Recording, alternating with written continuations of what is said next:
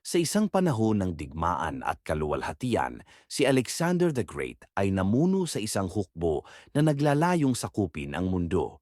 Sa kanyang kabataan, siya ay tinuruan ng mga dakilang pilosopo at natutunan ang sining ng digma.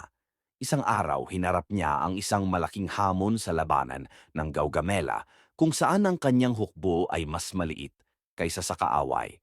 Ang kanyang layunin ay talunin ang hukbo ni Darius III ng Persya, isang tila imposibleng gawain. Sa gitna ng laban, ginamit ni Alexander ang kanyang katalinuhan at taktika. Pinangunahan niya ang kanyang mga sundalo sa isang matapang na paglusob. Sinira ang gitna ng kalaban at nagdulot ng kaguluhan sa kanilang hanay.